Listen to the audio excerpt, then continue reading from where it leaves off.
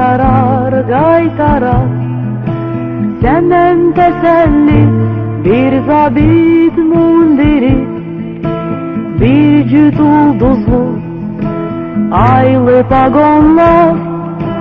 Senden teselli bir zabit mundiri, bir cüt ulduzlu aylı pagonlar. Ay vermene Cenab Leytinat, ay vermene Leytinat. Lap kiçik yaşlarından qoçaq uşağı idi. Deyirdi ki mən həmişə vətən uğrunda çalışacağım, mən hərbiçi olacağım, hərbi məktəbdə oxuyacağım. Elə də sonra da qaçqınlıq düşdü. Qaçqınlıq düşəndən sonra da gəldik buraya Azərbaycana. Biz Qərb Azərbaycanda yaşayırdıq onda. Azərbaycanda gəlindən sonra da dedik ki, yox, mən hərbiçi olacağım. Mən onlara təzə gedəndə o 3 yaşı var idi. O mənim yanımda böyüyüb, yanımda ikəlmiş uşağı idi. Çox mehriban, yaxşı, qoçaq uşağı idi. Ancaq məhəllə uşaqlarını yığırdı. Bizlərdə kət yer idi də, damın dalında təpə var idi, gedirdi orada. Bütün günü ancaq belə silah daşlarla başlayırdı oynamağa. Ancaq özü üçün silah düzəldirdi. Doldurmuşdu barıtı, çəkəndə barmağını yandırmışdı. Ancaq belə şeylərlə məşğul olurdu ki, elə bil onda o qanından gəlirdi. Özü onun bir arzusu var idi, sonundan böyüyəndən sonra, böyüyəndə o əmsi oğlanların biri şəhid oldu da, Rəhim itkin düşdü. O həmişə o sözü deyirdi ki, mən gedib Rəhimin qanını almalıyam. O əvvəlcə qalx rayonunda oxuyub, sonra 10-cu sinifdə yanvar ayında bizim məktəbə gəldi. Haradasa il yarım bizdə oxudu və 91-ci ildə bizim məktəbi 11-ci sinifi bitirdi. Nizam intizamı dürüst, təbiəti sakit, amma qəlbində bir vətən eşqi vardı. Dərslərə gücü çatan səviyyədə hazırlaşırdı. Amma mən yenə deyirəm, o qədər onun ailəsi, bilirdiniz də, həmin illərdə Azərbaycana elan olunmamış müharibə illərində bütün Qərbi Azərbaycandan, Qarabağdan köçkün, qaçqın, didərgin damğası ilə yığışan ailələr sırasından idi. Ona görə də Elşadın gözündə, ruhunda, qəlbində bir qəmginlik, bir küskünlük vardı. Amma mən yenə deyirəm, onun içərisi o qədər vətən, torpaq eşqi ilə döyünürdü ki, paltarı, pencəyi, köynəyi, ayaqqabısı, onun saçının quruluşu indi kimi gözümün qabağındadır. Gözləri alı oğlan idi, özü sarışın türk oğlu idi. O ilk dəfə gələndən onun üzünün qəribə bir rəngi, ifadəsi və gözlərinin də qəribə bir mənası var idi. Söhbət eləyən vaxtı sualların çoxsuna o cavab vermirdi. Elə beləcə baxırdı və çox qəribədir ki, elə bir gözü ilə danışırdı o. Bəzən olurdu ki, 11-ci sinifdə, elə 10-cu sinifin axırlarında da 11-ci sinif uşaqlarıdır, oğlanlardır. Bəzən iradımızı bildirirdi. Mən özüm neçə dəfə girib sinifdə danışırdım onlarla. O da soldan birinci sırada arxa tərəfdə otururdu. Uşaqlara mən bəzən irad tuturdum. Təbii o da o sinifdə olurdu. Ən çox da danlanan sinifdə oğlanlar olur da, qızlardan çox. Və baxırdım onun üzünə. Çox qəribədir, yenə onu təkrar eləyirəm. Bu uşaq elə bil gözü ilə danışırdı.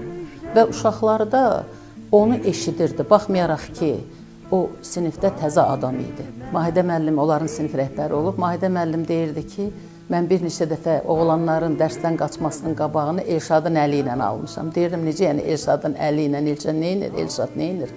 Deyir, Elşad deyirdi ki, ayıbdır, Mahidə müəllimə söz gəlir. Bax, belə bir uşaq idi, yəni yaşından əvvəl böyümüş kəs idi Elşad. Sonra 91-ci ildə məktəbi bitirəndən sonra o getdi Krıma. Elə də öz arzusuna nail oldu, getdi Vladikavkazda hərbi məktəbinə daxil oldu, orada oxudu. Qarabağ müharibəsi başlayanda dedi ki, mən orada oxuya bilmərəm, mənim vətənim müharibə dövründə yaşayır. 1991-ci ilin iyun ayında birlikdə Qatarla Orconikidze şəhərinə, yəni o Vladikavkaz şəhərinə hərbi məktəbə qəbul olmaq üçün getmişik. İmtahanlarımızı verib qəbul olmuşuq.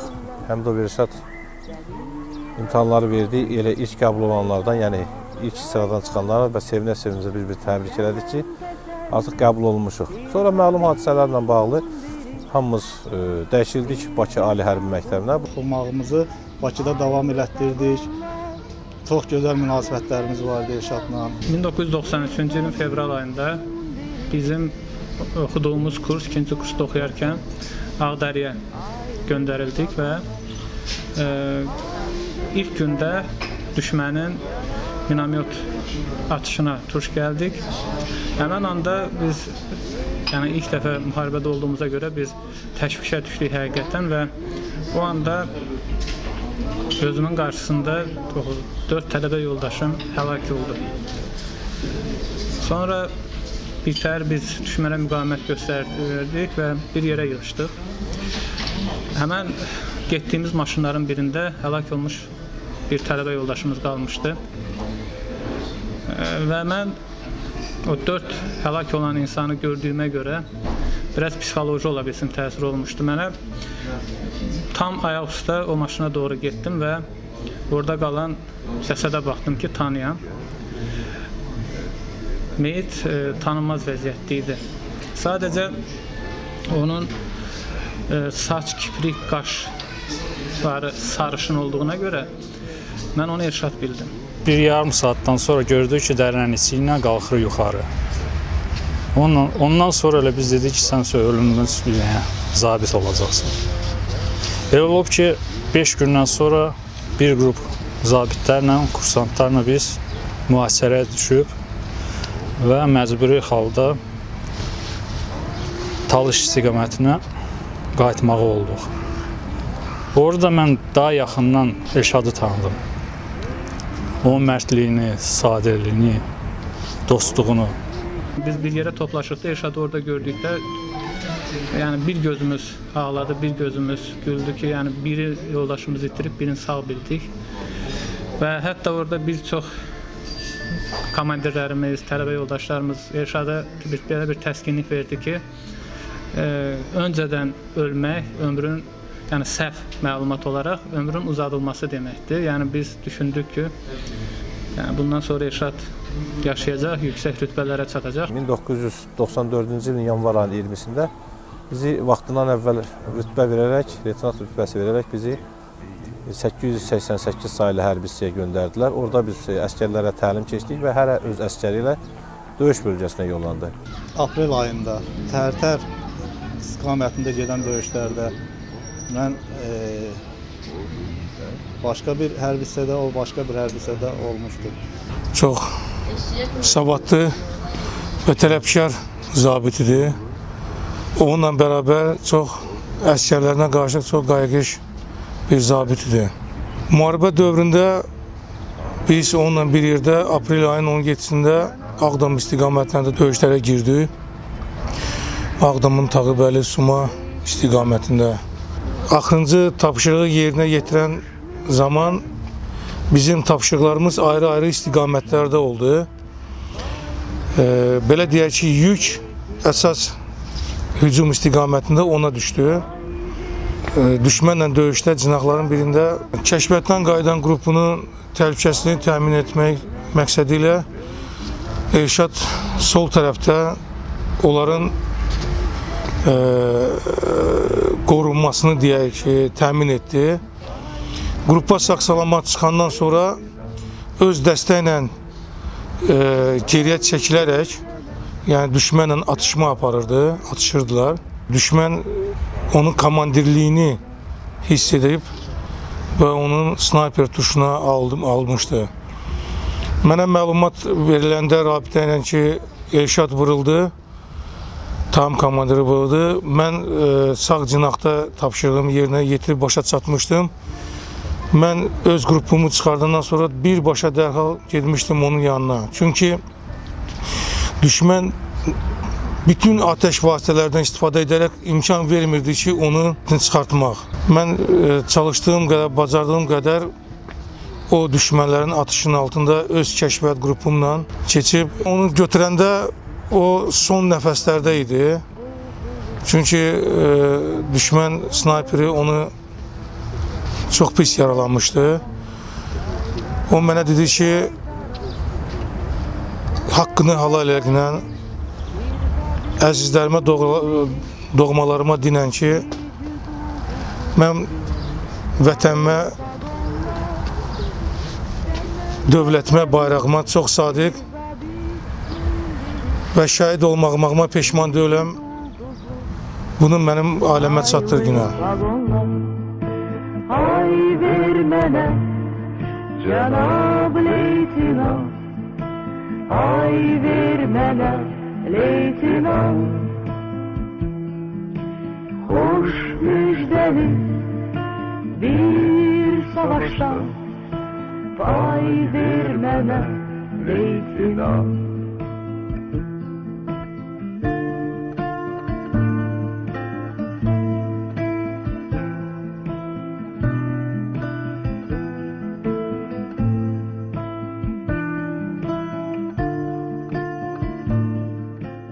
Gəlmişdi evə. Mamam ona qayıtdı, dedi ki cəbhəyə gedəcəm. Mamam qayıtdı, dedi ki, olarmı ki getməyəsən daha inşallah, sən getmə. Qayıtdı, dedi ki, yox, mən ora mütləq getməliyəm də.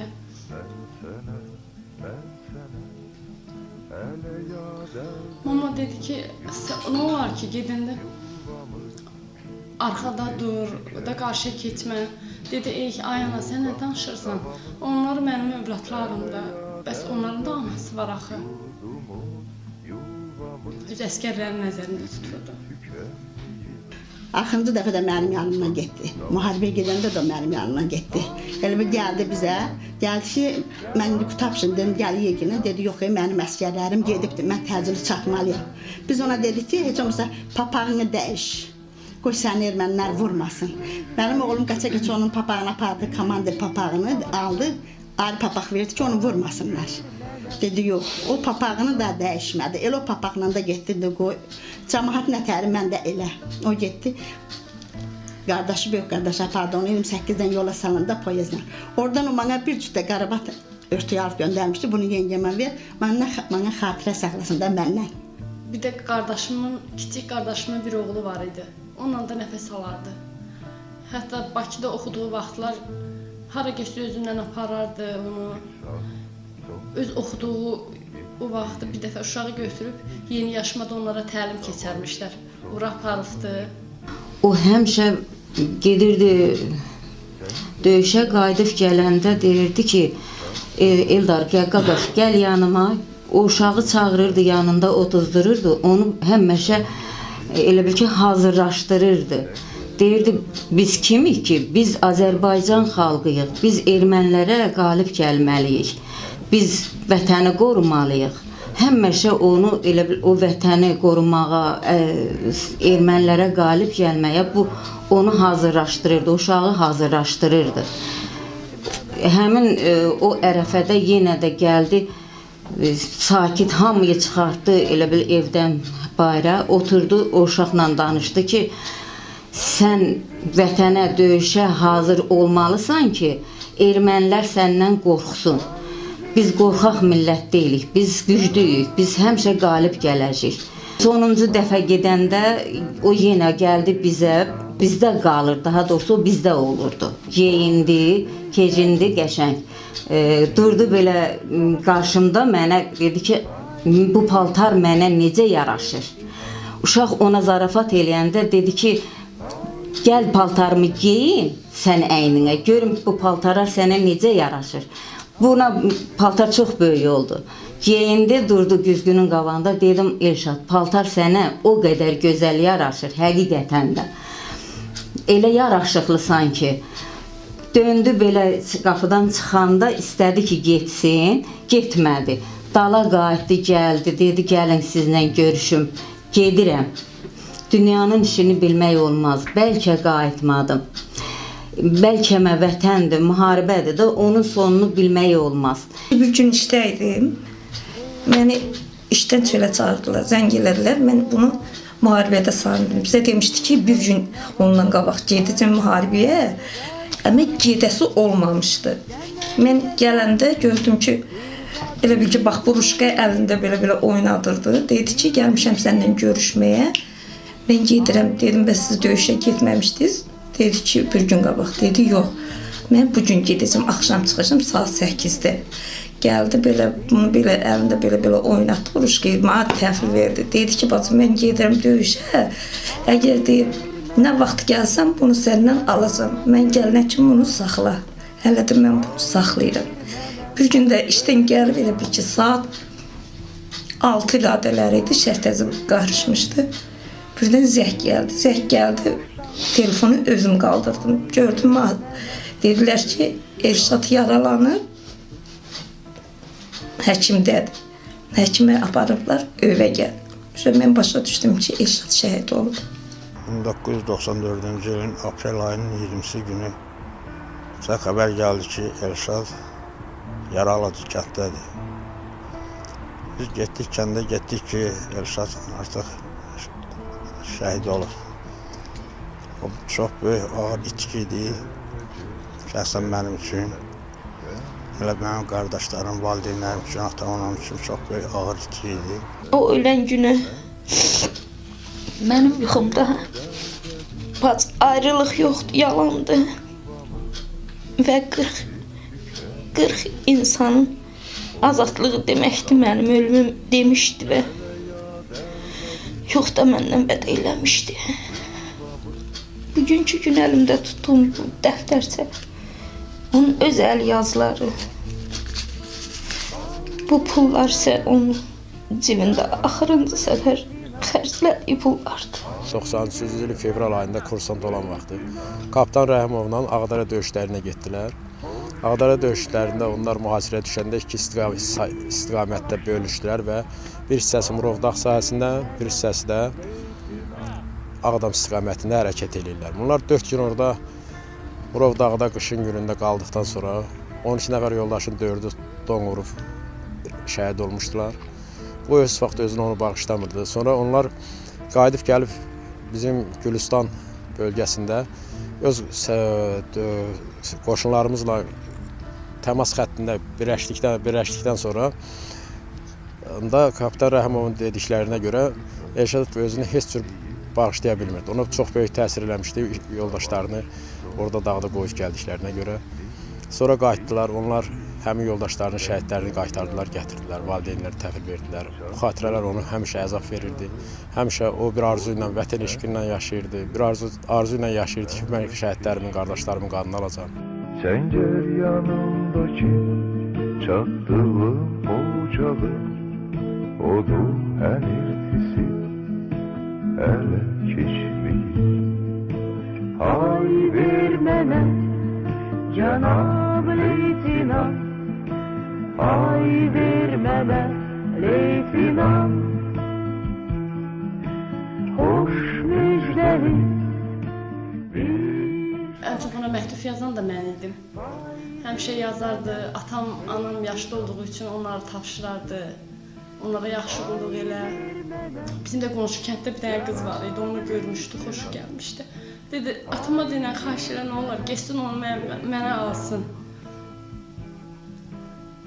Çünki bilirsən, mən xırda evin xırdası olduğuma görə atamla, anamla elə nə olsa mən çəkinmirdim də, deyirdim. Getdim mamaya dedim ki, ay mama, Elşad qızın da adı Qızılgül'dür. Onu istəyir də, elçi gedin ona, nə olar? Deyir ki, mama ona elçi geçsinlər, nişan qoysunlar. O da Allah'ın alır. Atama dedim, atam dedi ki, əşi qoy geçsin, cəhbiyə gəlsin, sonra baxarıq. Getmədi.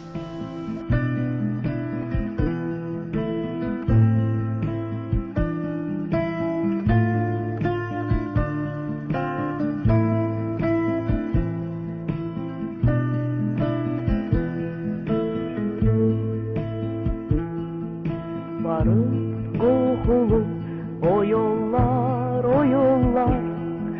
səni bəs nə var, qaytarar, səndən təsəlli bir zabit mundiri. O mənə hər vaxt lazım idi. Çünki bütün ömrüm boyu onu axtarmışam. Bugün də axtarıram.